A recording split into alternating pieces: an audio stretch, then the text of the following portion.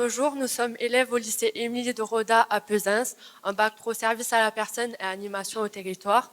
Notre groupe se compose de 9 élèves qui se nomment Tamara, Léa Cess, Laura, Lana, Damien, Léa Derio, Alissa, Loane et moi-même Cassie.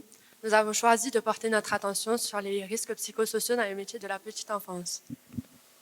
Nous sommes partis de constats réels puisque nous avons réalisé, lors de notre premier stage dans les structures d'accueil de petite enfance, un questionnaire sur les RPS. Nous avons questionné les salariés d'une part et les employés de l'autre. Nous constatons que 63% des employés se disent touchés par les risques psychosociaux. Les employeurs estiment le pourcentage à 58%. Les souffrances sont réelles. Parmi les employés, les principales causes sont de la surcharge de travail. 83% se disent en souffrir et les mauvaises conditions de travail. 33% estiment leurs conditions de travail matérielles dégradées. 23% ont déjà eu un arrêt de travail en lien avec les RPS et 23% ont déjà pris des traitements pour lutter contre les symptômes. Les résultats des questionnaires concernant les employeurs révèlent qu'il y a peu d'arrêts de travail. On peut supposer que le personnel résiste malgré des conditions difficiles. Notre choix s'est porté sur ce sujet car c'est une thématique dont on ne parle pas beaucoup et dont on peut dire qu'elle est taboue dans les métiers de la petite enfance. En effet, certains d'entre nous ont pu observer lors de leur réalisation de leur stage des situations exigeantes au travail, telles qu'une accumulation de diverses tâches, lors de l'absence d'un personnel génératrice de stress, pouvant faire émerger ces risques. Nous avons choisi de présenter notre sujet sous la forme d'un magazine d'actualité télévisé car nous voulions montrer des exemples de situations réelles de RPS. Au départ, nous voulions filmer les professionnels en situation dans une crèche. Cependant, cela n'a pas pu se faire car le sujet est tabou et difficile à filmer. Nous avons donc rapidement abandonné cette idée et nous avons décidé de jouer les scénettes nous-mêmes. Nous avons d'abord fait des recherches sur le thème des RPS. Ensuite, nous avons choisi la forme de notre support de présentation, un magazine d'actualité. À partir de là, nous avons travaillé sur la rédaction d'un scénario. Comme nous voulions nous appuyer sur des faits, nous avons organisé plusieurs séquences interviews. Ces séquences interviews ont été additionnées de situations concrètes filmées dans le plateau technique de l'établissement. Le montage a été réalisé à partir du logiciel Clipchamp. Nous vous proposons à présent de vous plonger au cœur de notre magazine d'actualité.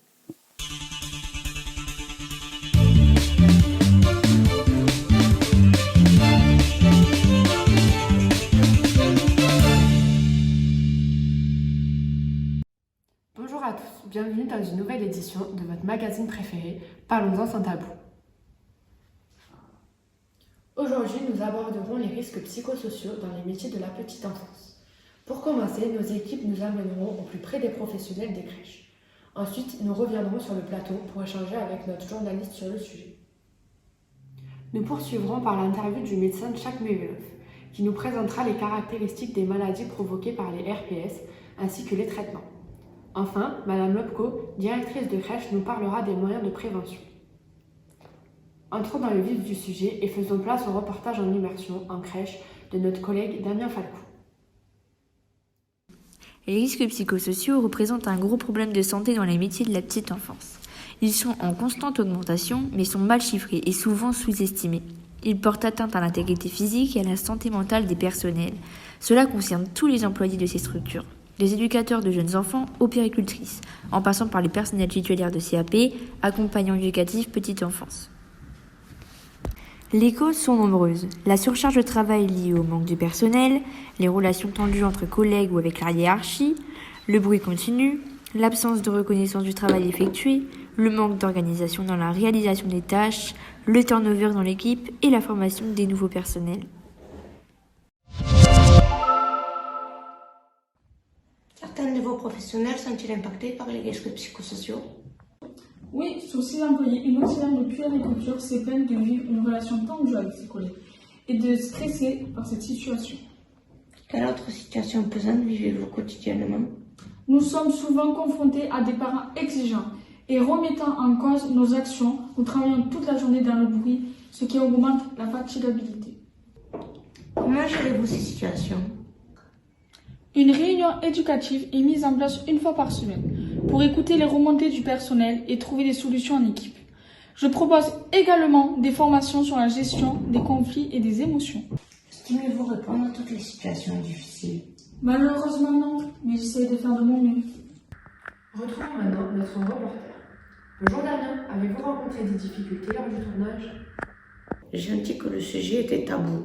D'ailleurs, il existe peu de chiffres officiels car le sujet est considéré depuis peu. Cependant, j'étais en présence d'un employeur à l'écoute dans une volonté de faire évoluer la problématique. Merci Dana.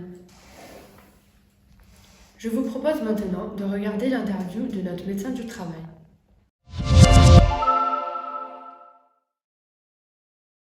Quel type de symptômes caractérise les RPS? Nous différencions 3 types de symptômes. Les symptômes physiques tels que les migraines, la tension dans les muscles, une fatigue inexpliquée, des difficultés de digestion et des malaises. Les symptômes psychologiques tels que l'agacement, l'inquiétude, l'énervement, le découragement, des problèmes de sommeil et des émotions exacerbées.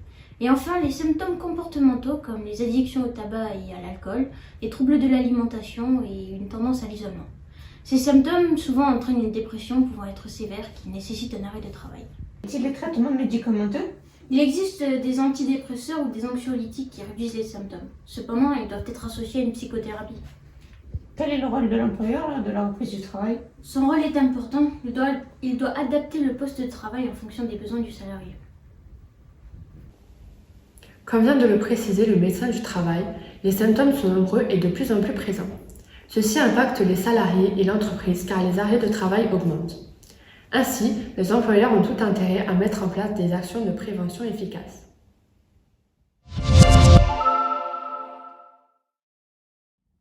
Quelles sont les différentes actions de prévention qu'avez-vous mis en place au sein de votre crèche? Alors, tout dépend des risques psychosociaux qu'on a pu déceler. Donc, il y avait d'abord les risques liés au bruit. Donc, on a travaillé en équipe pour justement faire baisser le niveau sonore au sein de la crèche.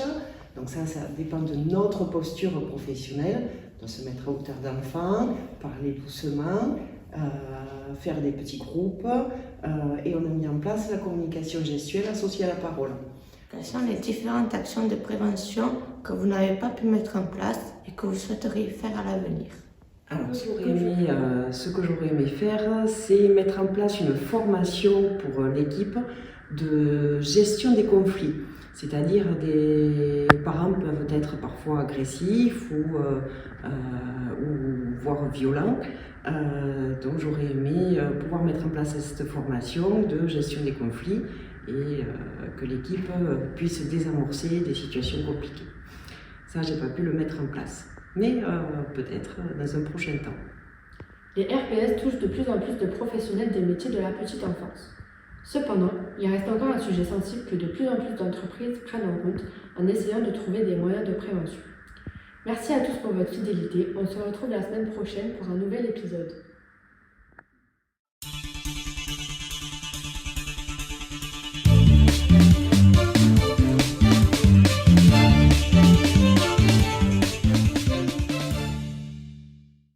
Dans le dernier témoignage de notre vidéo, Madame Ramon, directrice de crèche, met en avant les moyens de prévention qu'elle a pu mettre en place et ceux qu'elle aurait voulu mettre en place à l'avenir au sein de sa structure. Il nous semble important de les souligner encore une fois et de les compléter. Ainsi, pour lutter contre les risques psychosociaux, les employeurs ont la responsabilité d'informer, d'agir et de former. L'information doit se faire par la mise en place, entre autres, du document unique d'évaluation des risques professionnels. L'employeur doit également agir et plutôt sur les causes que sur les conséquences. En faisant une évaluation des facteurs à risque et en évaluant les personnes touchées, il peut par exemple demander au personnel de suivre et notifier les incidents sur un cahier. Puis, il mettra en place des actions correctives qui permettront d'éliminer ou au moins de réduire les sources de stress. Les actions seront en lien avec les difficultés rencontrées par chaque individu et viseront plusieurs objectifs qui peuvent aller de la répartition juste de la charge de travail selon les effectifs à la redéfinition des responsabilités de travail. Dans un second temps, les actions peuvent aussi consister à développer des formations favorisant la gestion du stress. Dans les situations plus difficiles où le salarié aura eu besoin d'un arrêt de travail prolongé pour sa santé mentale, L'employeur devra travailler sur le processus du retour au travail. Pour conclure, cette thématique touche tous les professionnels. Cependant, dans ce cas précis, nous avons décidé de nous centrer sur les professionnels et les futurs professionnels des métiers de la petite enfance, car c'est le sujet qui intéressait majoritairement l'ensemble des élèves du groupe, car c'est un sujet tabou et qui sont en augmentation constante. Merci pour votre attention.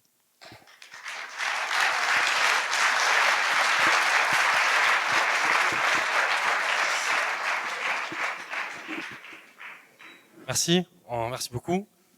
Donc, après vos 10 minutes de présentation, on va passer aux questions du jury, s'il y en a.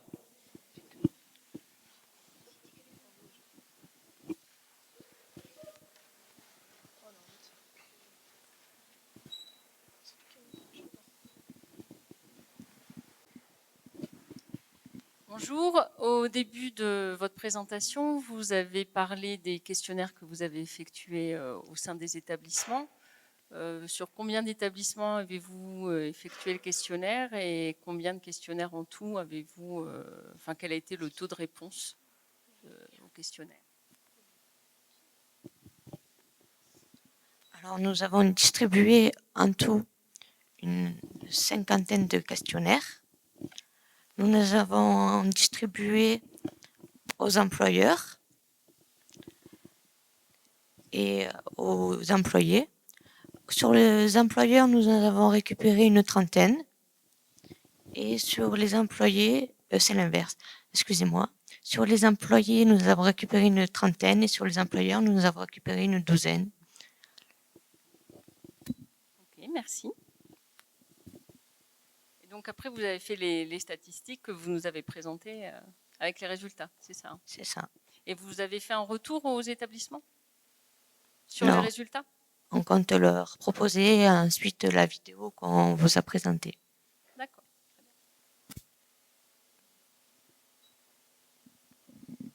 Pourquoi, selon vous, cette problématique est autant taboue?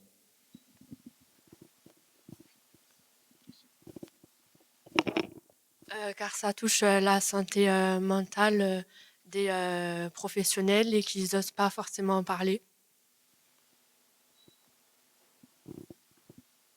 Bonjour. Vous avez dit que les avis des salariés étaient très différents de ceux des employeurs. Est-ce que vous pouvez approfondir votre réponse?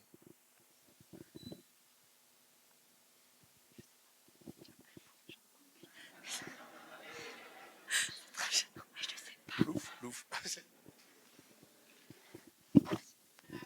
Bien, bravo. Parce que les employeurs essayent de mettre en place des choses, mais les employés ne sont pas forcément d'accord avec ce que les employeurs mettent en place. Du coup, ça crée encore plus de conflits et c'est encore plus compliqué dans les structures. Oui, mais c'est la clé du problème. Et du coup, est-ce que vous avez, vous, une idée de ce que vous pourriez proposer pour que ce conflit s'adoucisse? Nous, on a proposé des coins d'écoute, les allègements de planning,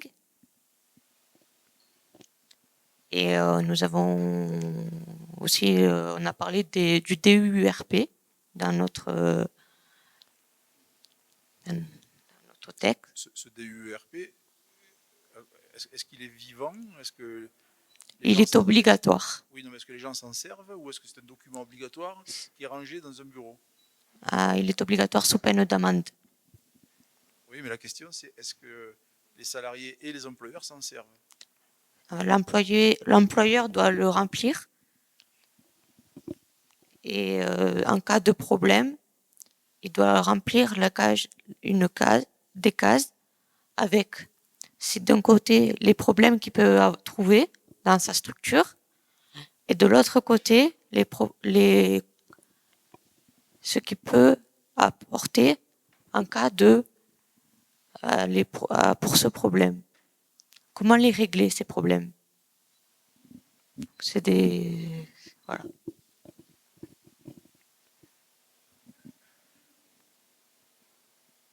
D'autres questions? Allez, Marc. Sur le processus de retour au travail, vous nous avez parlé de ça. Qu'est-ce qui est fait et qu'est-ce qui fonctionne bien ou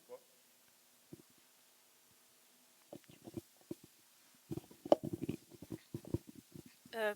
Pour le retour des employés au travail, ils peuvent du coup arranger le planning équitablement donc, pour tous les employés. Et,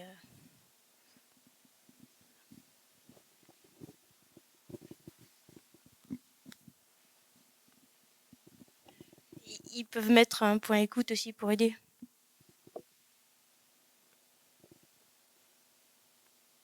Une autre question? Ah, Magali.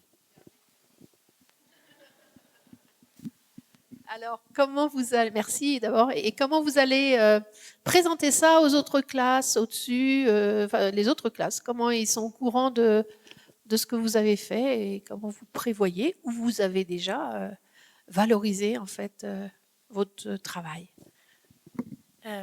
Alors, on a prévu de le montrer au 3e pro et aussi au terminal et aux premières de la filière Bac Pro SAPAT. Et après, on montrera aux structures pour leur montrer. En gros, on prévoit de monter avec notre classe un projet pour faire évoluer un peu tout ça. C'est notre but en fait.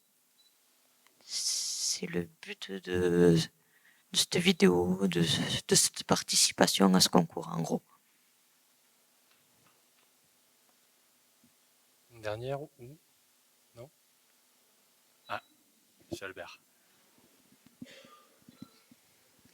Si vous gagnez, vous allez faire quoi du premier prix? Comment? Si vous gagnez, vous allez faire quoi du premier prix? Qu'est-ce que vous allez faire pour la suite?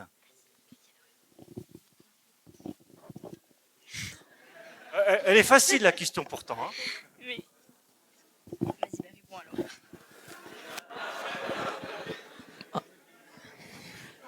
Bon on va aider les structures à mettre des points d'écoute et tout ça, si c'est possible, avec nos professeurs et tout ça.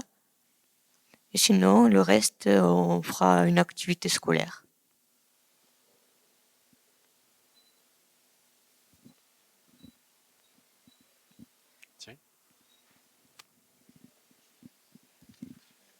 Est-ce que vous pensez qu'il y a une spécificité au fait que les patients, soit de la petite enfance, si on avait affaire à des personnes âgées, est-ce que ça serait différent? Est-ce que c'est majoré par l'âge des personnes dont s'occupe le personnel?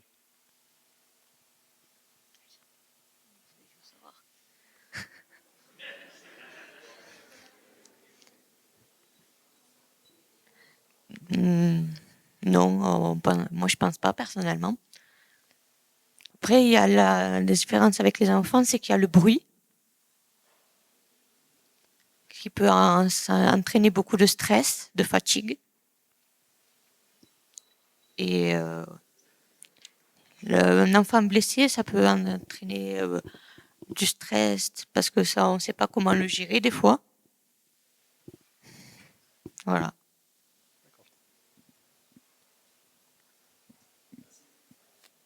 Dernière. On voit bien dans ce que vous proposez qu'il y a des solutions individuelles. On a parlé des médicaments, on a parlé... Et il y a des formations, il y a des choses collectives.